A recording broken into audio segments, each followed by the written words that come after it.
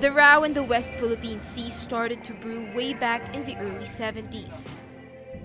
But it became more pronounced in the 90s when reports of Chinese presence 185 nautical miles from Palawan have been recorded, specifically in Chigua or Johnson South Reef and Landau or Lansdowne Reef, which are being claimed by the Philippines, China, and Vietnam.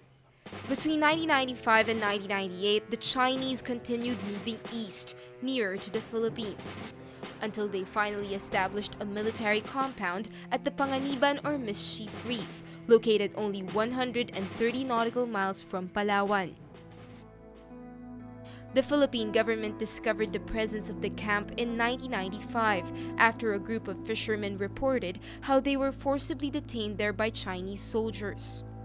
By November of 1998, the Philippine Air Force found out that a 300-meter pier, barracks, and a communications center have already been built in the area.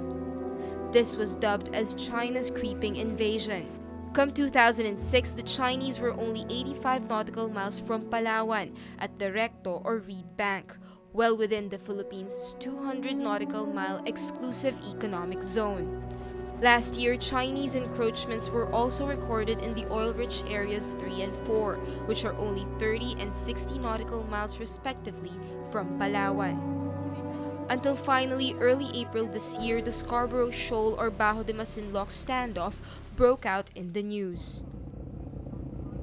A number of Chinese fishing vessels were found by the Philippine Coast Guard to be poaching in the area.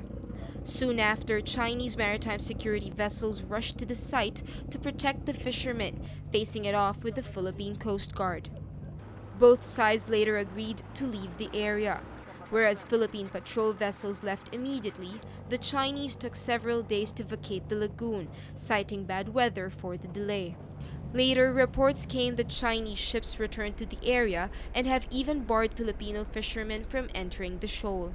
Presently, Bajo de Masinloc is still cordoned off by the Chinese. Well, right now, the situation is the Chinese still have 3 ships in the vicinity of the shoal. We have no ships there. In July, another intrusion occurred when a Chinese frigate was found to have run aground in Hasa-Hasa or Halfmoon Shoal, only 60 nautical miles from Palawan. Former House Speaker Jose de Venecio notes a major difference between how the Philippines is dealing with the tension then and now. The problems are more pronounced now. We acted lackadaisically in those days because we were busy with domestic concerns. Now with the problem of petroleum, hydrocarbons, oil and gas in the Middle East and the tenfold increase in the price of oil and gas, when right here in our own front yard and backyard you have plenty of hydrocarbons. That's the reason why the conflict now is more pronounced.